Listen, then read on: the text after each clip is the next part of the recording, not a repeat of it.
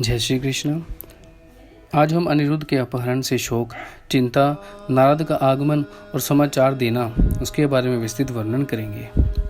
वैशंपायन जी ने आगे की कथा इस प्रकार वर्णन की। जन्मेजय जी, इधर द्वारिका में अनिरुद्ध के मायावी रूप से गायब हो जाने पर हड़कंप मच गया। अनिरुद्ध के महल में रहने वाली समस्त सुंदरियां अपने स्वामी को ना पाकर अलाप विलाप करने लगी। श्री कृष्ण जी के समक्ष भी एक बड़ी चुनौती खड़ी हो गई। चारों ओर आशंकाओं, अमंगल भरी चिंताओं पर चिंतन होने लगा। अतः अंतःपुर वाले विस्मित थे कि किस महाबली ने श्री कृष्ण जी से शत्रुता मोह ले ली है। श्री कृष्ण जी भी पौत्र के अपहरण से खिन्न थे।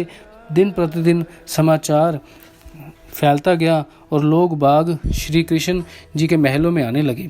यादव कुल अनिरुद्ध के अपहरण से खिन्न, हतप्रभव व उदास हो गया।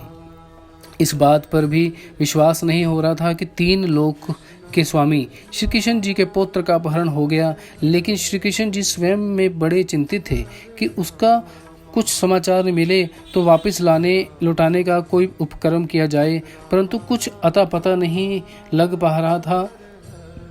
सात्यक ने सुझाव दिया कि श्री कृष्ण जी अनिरुद्ध की खोज के लिए गुप्तचर भेजे जाएं, जो धरती, वन, जंगल में गिरी पर्वत पर अनिरुद्ध की खोज करें। अतः इस कार्य के लिए श्री कृष्ण जी ने अपने नाना राजा उग्रसेन से आग्रह किया कि वे बाहर अंतर में गुप्तचर भिजवाकर खोज खबर का पता लगाएं। श्री कृष्ण जी ने सेनापति अनादृष्टि ने अपनी बुद्धि, अपने अनुभव से इस प्रकार कहा, महाराज, मेरे मन में भी कुछ शंकाएं उठ रही हैं। यदि आज्ञा हो तो मैं भी कुछ कह दूं। श्री कृष्ण जी की ने उसे भी साधिकार बोलने की आज्ञा दी।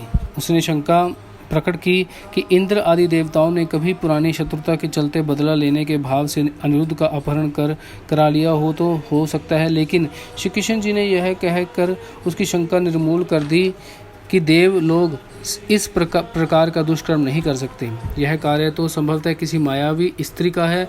राक्षसी स्त्रियां बहुत प्रकार की माया जानती हैं और अपने स्वार्थवश ऐसा किया करती हैं। प्रातःकाल हुआ।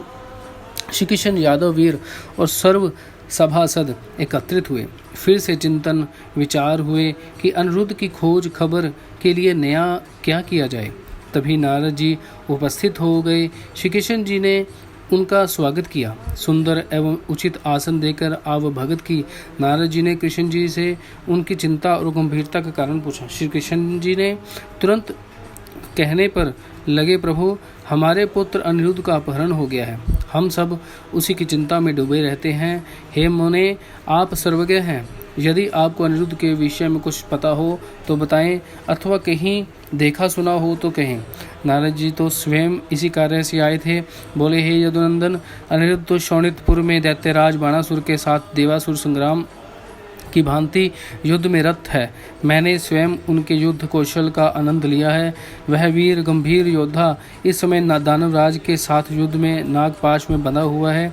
हे गरुड़ ध्वज, दानवराज ने तो उसे बांधकर वध करने की आज्ञा दे दी थी, लेकिन नीतिवान उसके मंत्री कुंभांड ने उसे ऐसा करने से मना कर दिया ताकि उसके आने लिवाने का कारण ज्ञात हो सके और गृह परिवार से उसके अंतःपुर में संबंधों के विषय में जाना जा सके।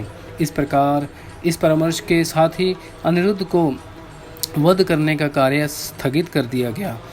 अतः आप इसी समय अनिरुद्ध की सहायता एवं विजय हेतु शोणितपुर प्रस्थान करें। हे यदुकुल गौरव, संवत अनिरुद्ध ने बाणासुर की शीलवती गुणवती सुकन्या से गंधर्व विवाह भी कर लिया है और पूरा अंतःपुर भी उसके नागपाश में बंधने और वध कर देने की आज्ञा से आहत है। हे श्री कृष्ण जी ने नारद जी की बात सुनते ही तुरंत रथ यात्रा के लिए युद्ध सामग्री तैयार करने की आज्ञा दे दी। लेकिन नारद जी ने पुनः सुझाव दिया, महाबाहु, गरुड़ जी का स्मरण कीजिए। उसके सिवा दूसरा कोई मार्ग भी आपको वहां तक नहीं ले जा पाएगा। हे जनार्दन, मेरी सुनिए। वहां का मार्ग अत्यंत दुर्गम और 11,000 योजन की दूरी पर है। गोविंदे, हमें शीघ्रता से गरुड़ जी ही पहुंचा सकते हैं, लेकिन क्योंकि गरुड़ जी ही कम मन के समान गतिशील हैं। श्री कृष्ण जी ने नारद जी की बात मानते हुए गरुड़ का स्मरण किया। गरुड़ जी तुरंत उपस्थित हो गए। श्री कृष्ण शस्त्रों से सुसज्जित होकर बलराम एवं प्रद्युम्न सहित गरुड़ पर सवार होकर शोणितपुर को चल दिए।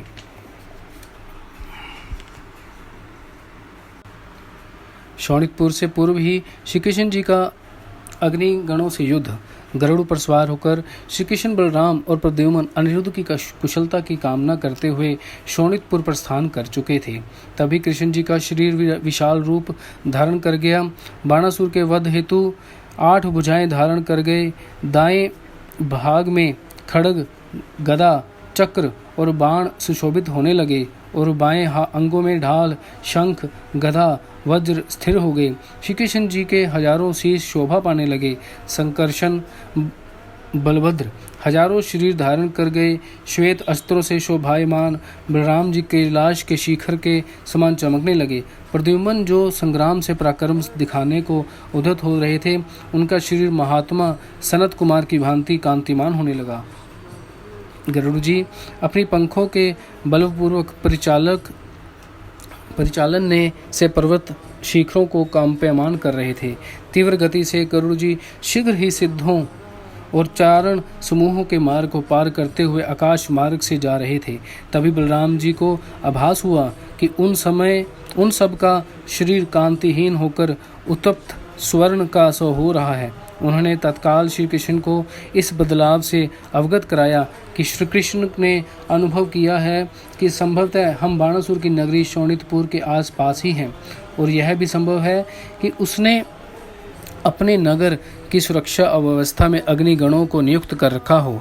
अतः उन्हीं अग्निगणों के ताप से हमारा शरीर सर्वनिर्म हो गया है। श्री कृष्ण ने गरुड़ जी से सुझाव परामर्श के लिए कहा। श्री कृष्ण जी की बात पर श्री गरुड़ ने कहा, हे महाराज, मेरे पास इसका उत्तर है। चलिए हम अपने आकाश गंगा पर चलकर वहां रुकेंगे।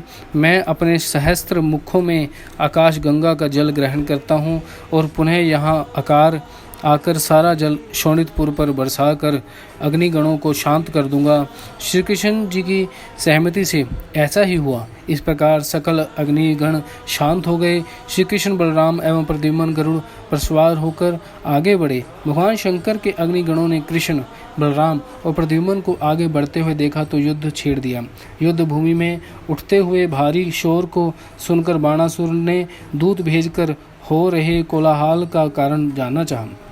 दूत भेदिये ने आकर देखा कि अग्निगणों के साथ 3 व्यक्तियों का भीषण युद्ध हो रहा है। अग्निगण तो 2 महाभागों में रणभूमि में डटे हुए थे। प्रथम भाग के अग्निगण स्वाहा कार्य विषक कहे जाते थे, जो प्रख्यात अग्नि का रूप जाने जाते थे। इनके नाम इस प्रकार हैं: कलमाक्ष, कुसुम, दहन, शोषण और महाबली तपन। दूसरे भाग के अग्निगणों में थे पिठर, पतग, स्वर्ण, शांगाश और भराज। ये स्वाधाकार का आश्रय लेकर रहने लगे अग्निगण जाने जाते थे। इन दासों के अतिरिक्त 2 और महातेजस्वी और महामनस्वी अग्नि युद्ध में रत दिखाई दिए, जिनका नाम था ज्योतिष्टोम और विभाग। इन दोनों अग्नियों के मध्य अग्नि में रथ पर सवार होकर महर्षि अंगिरा भी त्रिशूल लेकर युद्ध क्षेत्र में खड़े हैं। श्री कृष्ण ने अंगिरा को देखा तो बोले, हे अग्नियों, खड़े रहो, मैं अभी तुम्हारी मृत्यु का उपाय कर रहा हूँ। महर्षि अंगिरा ने श्री कृष्ण की चेतावनी को चुनौती देखते हुए अपना त्रिशूल उठाया। त्रिशूल तानते हुए अंगिरा श्री कृष्ण पर झपटे। श्री कृष्ण ने उनके त्रिशूल को काट कर उसकी छाती में गहरा बाण घुसा दिया। अंगिरा की छटपटाकर गिर पड़े। अब क्या था, सारे ही अग्निगण भय का आभास करते हुए स्वयं ही संपूर्ण दिशाओं में भाग खड़े हुए। अंगिरा के गिरे हुए शरीर को 4 अग्नि को शेष अभी खड़े थे उठाकर शोणितपुर ले गए।